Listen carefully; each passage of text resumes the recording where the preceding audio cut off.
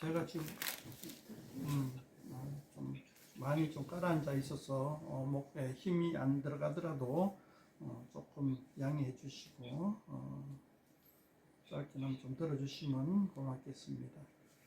지난주에 그 예루살렘의 그 지도자들과 한바탕 그 논쟁을 펼쳤는 장면이 보였죠. 그리고 그 논쟁의 마지막에 예수님이 내가 메시아로 오셨다는 것을 주장하는 그러한 공격적인 논조로 마침표를 찍었다고 말씀드렸습니다. 그 공격조에 이제 뭐라 해야 되나 결정타라 해야 되나 그런 측면이 강하죠. 23장에서는 특징적인 게 그거죠. 화 있을진저 외식하는 서기관과 바리새인들이여 한 말이 한 몇 번이니까 8번, 한 번, 두 번, 세 번, 네 번, 다섯, 여섯, 일곱 번 정도가 나오네요. 뭐 숫자가 그렇게 크게 중요한 것 같지는 않고요. 어쨌든 굉장히 많이 반복하면서 화 있을진저 하는 이런 내용들이 뭐가 연상이 되냐 하면은 팔복하고 연상이 돼요. 마태복음 5장이니까 거기에 나오는 팔복에 팔복과 이제 그 완전히 대조되는 그러한 장이 되겠습니다. 내용이 되겠습니다. 복이 있나니 하는 그 팔복과 여기서 화 있을진저 하는 게 완전히 대꾸가 되죠. 이렇게 대꾸되는 것을 딱 놓고 봤을 때에 우리가 또 떠오르는 것은 신명기 말씀이 떠오릅니다. 신명기에 모세가 광야 생활의 마지막 그리고 가나안 땅에 들어가기 직전에 모세가 백성들을 에발산에 한 무더기 모아놓고 그리심산에 한 무더기 넣어놓고 축복과 화를 갖다가 선포를 했죠. 그러니까 이제 그리심산에 올라간 한 무더기에서는 축복을 선포하게 하고 에발산에 올라간 한 무더기는 이제 저주를 선포하게 하는 거죠. 이것이 이제 신명기 28장에 나오는데 이러한 장면이 연상이 되도록 마태는 이렇게 구성을 했고 또 우리는 또 그 마태의 의도에 따라서 이것을 한번 살펴봐야 하는 겁니다. 그러니까 우리 앞에는 복과 화가 동시에 놓여져 있다는 거죠. 복과 화가 우리 앞에 동시에 놓여져 있는데 어떤 경우에 복이 되고 어떤 경우에 화가 되는지 그것을 듣는 사람으로 하여금 주의하라 라는 식으로 이렇게 되어 있는 거죠. 그래서 23장에는 화 있을진저 하는 이 내용들로 한 장 전체가 거의 다 차가 있습니다. 다 차가 있기 때문에 뭐 특별히 뭐 따로 뭐 문단을 나누고 이제 여러 가지 에피소드를 나누고 할 그런 여지는 크게 보이지가 않는 것 같아요. 3절에 보면은 그들이 말하는 바는 행하고 지키되 그들이 하는 행위는 본받지 말라. 자, 이 말씀 속에서 예수님이 그 당시의 상황에 대해서 어떤 택하는 그 태도가 한눈에 바로 보이죠. 이걸 보면은 뭐 오늘날도 비슷한 것 같아요. 비슷한데 메신저와 메시지. 그러니까 우리가 이제 보통 그 좀 이렇게 세속적인 교회에 가보면은 메신저와 메시지가 완전히 다름을 느껴서 거기서 환미를 느껴서 많은 사람들이 예수님에게서 떨어져 나가는 그런 안타까운 결과들을 많이 보죠. 그것이 이제 예루살렘에서도 예수님 당시 예루살렘에서도 똑같은 현상이 일어났다 이렇게 보고 그 다음에 교회에다 권고를 합니다. 이제 그 무슨 권고를 하냐 하면은 이제 8절에 보세요. 너희는 랍비라 칭함을 받지 말라. 9절에 땅에 있는 자를 아버지라 하지 말라. 10절에 지도자라 칭함을 받지 말라. 11절에 너희 중에 큰 자는 너희를 섬기는 자가 되어야 하리라. 12절에 누구든지 자기를 높이는 자는 낮아지고 누구든지 자기를 낮추는 자는 높아지리라. 무슨 11절 12절의 말씀을 보면은 큰 자 논쟁이라고 했는 그 논쟁 전체를 또 한 번 다시 반복하고 강조하는 그러한 측면이 있죠. 그러니까 이 큰 자 논쟁이 마태복음에서 상당히 큰 비중을 차지해요. 교회 안에서 천국에서 큰 자가 누구냐, 그죠? 그 천국 안에서 이제 큰 자, 지도자, 그 지도자가 누구냐 하는 주제가 이 마태복음에서 굉장히 큰 비중을 차지하고 있고, 이 마태 공동체, 예루살렘 공동체 교회 안에서도 이것이 큰 관심거리였다는 걸 우리가 한번 엿볼 수가 있습니다. 마찬가지로 오늘날 우리 교회에서도 리더십에 대해서 한번 생각해 볼 수가 있죠. 제가 잘 적용은 잘 이렇게 말씀을 읽으면서 적용을 잘 안 하는 편인데, 오늘은 적용을 좀 했으면 좋겠네요. 오늘날 교회의 리더십은 굉장히 세속화되어 있고 굉장히 좀 안타까운 면이 많이 있다. 그렇게 한번 단적으로 말씀드리고 싶습니다. 오늘 본문 말씀에 보면은 교회 안에서는 랍비라 칭함을 받는 것을 경계하고 있고, 아버지라 칭하고 지도자라 칭함을 받는 것을 경계하고 있습니다. 그런데 실상 우리 교회 안에서는 이런 지도자라고 할 수 있는, 스승이라고 할 수 있는 스승과 제자, 지도자, 여러 가지 그러한 리더십에 대해서 굉장히 뭐랄까 만들어 나가, 세워 나가는 그런 조직 체계를 세워 나가는 듯한 인상을 많이 받아요. 옛날 구교, 그러니까 교황으로 비롯되는 그 가톨릭의 지도 체계에서도 그런 현상이 극단적으로 보이죠. 교황의 말이 거의 하나님의 말씀과 동급으로 여겨지고, 그 다음에 신부, 그 다음 또 뭡니까? 신부의 교황 바로 밑에 뭐죠? 추기경, 이런 식으로 굉장히 어떤 그 권위가 있는 그런 제도죠. 그러면 개신교는 그렇지 않느냐? 개신교도 거의 대동소이합니다. 그래서 저는 어차피 세상 사람들이 그룹으로 모이면은 리더십이 생기기 마련이고 조직도가 생기기 마련이다 라는 것으로 우리는 안이할 수 있겠지만은, 그러나 저는 그거를 최소화해야 된다. 어쩔 수 없는 경우에만 최소화해서 그러한 조직도를 만들어 나갈 것이지, 그거를 점점 더 강화해서는 안 된다. 이렇게 한번 얘기해 보고 싶고요. 했잖아요. 제가 이렇게 성경 말씀을 설교할 때도 여타 설교학에서 신학교에서 가르치는, 설교학에서 가르치는 거 저는 정반대로 지금 하고 있어요. 설교학에서 가르치는 신학교에서 가르치는 게 뭐냐? 권위 있게 이야기하라, 선포해라, 그렇게 얘기를 해요. 그런데 저는 제 생각에는 이렇습니다. 이렇게 한번 해석해 볼 수도 있습니다. 저는 이렇게 얘기를 해요. 그리고 적용도 잘 안 해요. 성경 말씀만, 그냥 성경 말씀을 이해한다를, 내가 내 나름대로 이해한 바를 그냥 이야기해 줄 뿐이에요. 뭐냐? 안 내세운다 이거죠. 저의 생각이 여러분들의 지금 얘기를 듣는 사람들의 생각보다 뛰어나서 얘기하는 거 아니에요. 그리고 더 고매하신 그냥 아주 훌륭한 그런 말씀도 아니에요. 저는 그렇게 강조를 합니다. 제 이야기는 한쪽으로 듣고 한쪽으로 흘려 듣고 단지 참고하라고 말합니다. 이거는 신학교에서 말하는, 설교학에서 말하는 것하고 정반대되는 거죠. 왜 그러냐?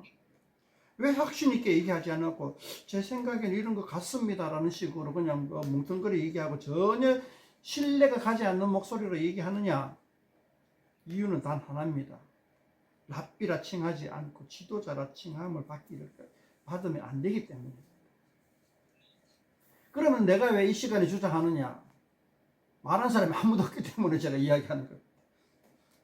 제가 얘기하는 거 제만큼 이런 식으로 서로 이야기하고 떠들어가면 저는 가만히 있을 겁니다. 웬만하면. 지금까지 너무 말했기 때문에. 아무도 예습을 안 하고 아무도 이야기를 안 하니까 제가 지금 이렇게 얘기하는 거예요. 제가 이렇게 얘기하는 거는 이유가 단 하나죠. 예습을 많이 해왔기 때문에. 열심히 공부했기 때문에.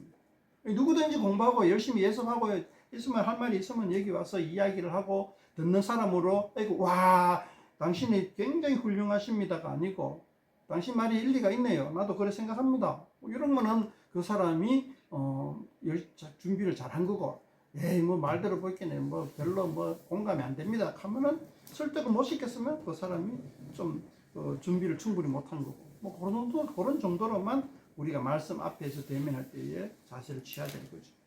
제가 이 이야기를 하는 이유가 뭡니까? 교회의 리더십에 대해서 얘기하는 거예요. 교회 리더십은 뭐죠? 너희를 섬기는 자가 큰 자예요. 섬기는 자. 앞에 봐요. 3절에 봐봐요. 그들이 말하는 바는 행하고 그들이 행하는 행위는 못 맞지 말이에요. 말을 아무리 잘해도, 목사가 설교를 아무리 잘해도 그 사람의 행위가 따라오지 않으면 그 사람을 존경하거나 큰 교회에서 큰 자가 되지 못한다는 거예요.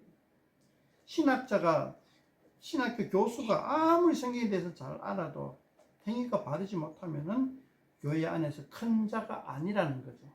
똑똑한 자가 큰 자가 아니고, 요즘 말로 말하면 그렇습니다. 말하는 바는 아니고, 말을 잘해서 큰 자가 아니고, 행위, 섬기는 자가 큰 자다. 섬김이 무엇이냐에 대해서는 저 앞에 큰 자 논쟁에서 많이 얘기를 했죠. 생각할게요, 지금은. 자, 그것이 교회의 리더십이다. 근데 오늘날 교회 리더십은 정반대로 가고 있습니다. 이 23장 1절에서 12절 말씀에 정반대로 가고 있다고 저는 생각을 합니다. 오늘날 교회의 대다수 교회가 그런 길을 가고 있다라고 저는 생각을 합니다. 물론 뭐 다르게 생각하는 사람도 있겠죠. 13절부터는 화해설 찐저 해가지고 거의 뭐 분량이 36절까지 쭉 가는데요. 자, 어떤 사람에게 화가 있는가 한번 봅시다. 첫 번째는 천국문을 닫고 너희도 들어가지 않거든 들어가지 한 자도 많구나. 누가 떠오릅니까? 교회의 지도자들이 떠오릅니다. 교회의 지도자라고 목사라고 하면서 엉뚱한 얘기하고 성경 말씀을 얘기하지 않고 자기의 생각과 사상을 얘기하는데, 그 생각과 사상마저도 세속에 완전히 물들어 있는 그러한 세속적인 리더십을 가지고 세속적인 가치관을 전달하는 교회의 꼭대기에 앉아 있는 자들, 우리는 조심해야 합니다. 그리고 두 번째는 마찬가지죠. 첫 번째와 똑같은 현상입니다. 교회에 실컷 데려다 놔놓고는 천국 백성을 만드는 것이 아니라 사단의 자식으로 만들어버려요. 이런 일이 오늘날에도 만연해 있다. 저는 그렇게 생각을 합니다. 그리고 세 번째도 마찬가지죠. 눈먼 인도자여. 그러니까 이 지도자라는 거죠. 첫 번째, 두 번째, 세 번째 다 지도자가 하는 거예요. 인도자도 지도자고, 오늘 말하는 그리고 서기관과 바리새인들이 인도자죠, 지도자죠. 그런 사람들이 얘기합니다. 지도자 눈먼 인도자예요. 그러니까 맹인에 비유하는 거예요. 우리는 이제 본문에서 맹인이 눈 뜬다 하는 이적을 많이 봤는데요. 이 맹인이 이제 그 이중적인 의미가 있는 거죠. 영적인 맹인이 있고 육적인 맹인이 있는데 그 둘 다를 생각해야 되는 거죠. 자, 23절에 봅시다. 23절에는 뭐 꼭 지도자뿐만 아니고 다양한 사람들도 같이 범할 수 있는 죄죠. 박하와 회향과 근처의 11조는 들이되 율법에 도전한 바 정의와 긍휼과 믿음은 버렸다. 그러나 이것도 행하고 저것도 행하리라. 이것도 행하고 저것도 버리지 말아야 한다 하는 요 구절 때문에 굉장히 이 구절이 유명해졌어요. 11조를 내야 되냐 말아야 되냐 하는 논쟁에 있어서 이 구절이 굉장히 많이 활용이 되죠. 그러나 이것이 11조를 내야 되나 말아야 되나 하는 논쟁보다도 본문 자체를 봤을 때에는 정의와 긍휼과 믿음을 지키는 것이 헌금하는 것보다 더 중요하다라는 것을 23절에는 강조하고 있어요. 그러니까 헌금이 그렇게 중요한 건 아니고 그러나 그 헌금하는 정신이 중요하다는 거죠. 제가 뭐 인터넷이나 여러 곳에 11조의 정신이라고 해서 글을 많이 올렸는데요. 물론 그 글의 이제 파급 효과가 일어나 가지고 적지 않은 식자들이 제 11조의 논조를 따라와서 11조의 정신을 이야기하고 있는 것을 보고 조금 저도 나름대로 고개를 끄덕끄덕 하는데요. 11조에 대해서 인터넷 찾아보면 요즘은 11조의 정신에 대해서 어렵지 않게 찾아볼 수 있는 것 같아요. 한번 찾아보면 좋겠고요. 오늘날 교회에서는 11조는 잘 들어. 11조뿐만 아니고 교회 가면 헌금의 종류가 왜 그런지 뭐는지 몰라도 봉투가 뭐 17개나 돼요. 뭐 종류별로. 그런데 그렇게 헌금에 열정적인데 또 불구하고 정의와 긍휼과 믿음을 그러한 헌금 안에서 찾아보기 힘들다. 헌금의 정신, 특별히 11조의 정신은 정의와 긍휼과 믿음이다. 우리가 확실히 알고 또한 교회 안에서 이걸 더욱더 강조해야 된다. 말하고 나니까는 별로 뭐 마음에 들지도 않는데요. 더참 센세이션하게 좀 인상적으로 팍 가긴 되도록 이야기하고 싶은데 잘 안 되네요. 넘어갑시다. 25절에 보면 외식하는 거 나오고 그 속에는 탐욕과 방탕으로 가득하다. 아니 그건 깨끗해야 한다. 그 끝이 더러운 사람들로 와 있다 이거죠. 그 다음 해치는 무덤도 마찬가지고 외식하는 거 얘기하고 있고 그 다음에도 29절에는 거의 쿠데타죠. 하나님의 그 분명한 음성을 이야기하고 있는 사람, 하나님의 뜻을 이야기하고 있는 사람을 핍박을 하는 거예요. 오히려 그게 오늘날 한국 교회, 전 세계 교회가 다 그런지 모르겠지만은 마녀 사냥이 옛날 중세 시대만 있는 게 아니에요. 오늘날에도 많아요. 그러니까 오늘날 마녀 사냥 어떻게 하냐면은 마음에 들지 않으면 다 이단으로 찍어버려요. 그런 그 이단으로 찍는 관행들이 마녀 사냥이라고 저는 생각을 하고요. 그리고 29절 이하의 서기관과 바리새인들이 하는 행동들과 다를 바가 없다라고 저는 생각해요. 그래서 우리가 누구는 이단이다 할 때에 굉장히 조심하고 예의 그 안 내막을 잘 들여다봐야 돼요. 그 이단이라 하는 것에 대해서도 저는 좀 이야기를 많이 하고 싶은데요. 그러니까 선지자의 죽인 자의 자손, 선지자를 죽인 자의 자손, 이단, 뭐 나중에 다른 데서 이야기합시다. 여기서 이야기하기보다는 어쨌든 선지자를 죽이는 자의 자손이 행하는 선지자를 죽이는 행동을 반복하는 그러한 행위들이 화가 있다. 그리고 그러한 행위들이 오늘날에도 빈번하게 일어나고 있다. 대표적인 게 이단 정죄하는 거. 자, 요렇게 몇 가지 이제 우리가 그 화가 있을진자, 그러니까 그 대부분이 그 교회 지도자들의 행위를 갖다가 이야기를 하고 있는데 그러한 행위들을 이제 우리는 조심해야겠다. 그렇게 한번 이야기를 해봅니다. 그리고 이제 마지막에 33절부터 쭉 한번 보면은 이러한 서기관과 바리새인들이 그러니까 그 사람들을 현혹하고 지옥으로 데려가고 하는 것도 있지만 핍박도 한다. 그런 사람들이 오히려 핍박을 한다. 선지자를 죽이기도 하고 박해한다. 34절 제일 밑에 보면은 따라다니면 박해한다. 그런 것들을 갖다가 이제 우리 일반 성도들은 조심하고 주의하고 깊게 바라봐야 됩니다. 그러니까 그런 화 있는 사람들의 행위를 예의주시하고 그래서 혹시나 답습하지 않도록 주의해라. 그렇게 얘기하고 있고요. 37절부터는 예루살렘 전체를 이야기하고 있습니다. 예루살렘 시 전체를. 그러니까 여기서 예루살렘아 선지자들을 죽이고 네게 파송된 자를 돌로 치는 자여. 자, 그 예루살렘아 하는 그 예루살렘이란 도시를 의인화해 가지고 하는데 그 선지자를 죽이는 사람들에게 하나님은 뭐라고 얘기하냐 하면은 하나님의 자녀처럼 그렇게 표현을 합니다. 하나님 네 자녀를 모으려 한 일이 몇 번이더냐.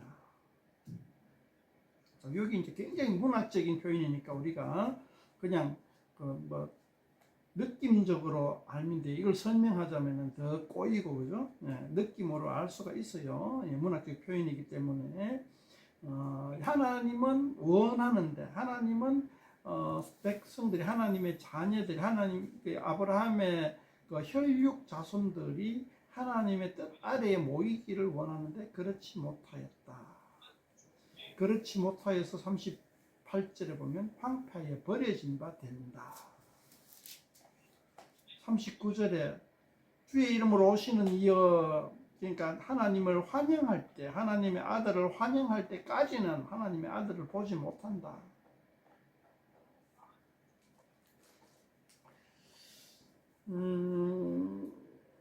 이게 사실 우리 유럽 교회가 그렇죠. 지금 21세기 들어서 세계 교회 전체가 다 그래요. 황폐하여 버려진 거예요. 교회가 황폐하여 버려진 바 되어 있는 이유는 이제 여러 가지로 얘기할 수 있겠지만은 성경적으로 얘기하자면 화이슬진적하는 이 외식하는 서기관들과 바리새인들의 행위를 그대로 답습했기 때문이라고 저는 이야기를 합니다. 그리고 그것이 너무나 오늘 21세기의 교회 안에서 만연되어 있어서 전체적인 통계적으로 볼 때 교회가 굉장히 위축되고 있다. 지금 한국 사회는 출산율이 0.6%, 0.6%가 아니고 0.6으로 퍼센트로 따지면 60%죠. 60%, 한 세대가 지나면 현 세대의 인구의 60%가 되어버립니다. 한 세대를 30년 정도 잡으면은 그 통계치 내는 거는 굉장히 그 수학적으로 여러 가지로 꼬여 있는데요. 그냥 단순한 계산으로 하면은 한 30년 지나면 한국이 60%로 줄어들어 버립니다. 그게 이제 0.6이라는 건데요. 60년이 지나면 36%로 줄어들어 버리죠. 예. 그런 가운데에 젊은이들이 없는, 신생아가 없는 세상에서 교회는 더 젊은이들이 사라진다. 세상보다 배속도로 사라진다. 세상은 60년이 지나면은 36%로 줄어들지만 교회는 제가 볼 때 30년 지나면 36%가 된다. 지금 현재 그 정도로 한국 교회는 사라지고 있다. 왜 사라지고 있느냐? 이 외식하는 서기관들과 바리새인들의 행위를 그대로 답습하고 있기 때문이다. 자, 그러면 어디서부터 어떻게 해결해야 하느냐? 오늘 본문 말씀에 의존해서 바라보면은 리더십을 바로 세워야 한다. 리더십은 뭐냐? 랍비라 칭하고 아버지라 칭하고 지도자라 칭함을 받는 에헴하는 사람들이 교회의 큰 자가 아니라 섬기는 자가 교회의 큰 자가 되어야 한다. 이런 리더십을 바로 세울 때에 우리는 황폐하여 버려진 바 되는 것을 조금이라도 늦출 수 있지 않느냐, 이렇게 한번 생각을 해봅니다. 시간이 좀 지났네요. 저는 많은 이야기를 하지 못했지만은 이 정도만 하고 하면은 다들 본문 속에서 제 생각을 참조해서 읽으면 좋을 것 같습니다. 질문이나 이야기할 거 있으면 해주시면 고맙겠습니다.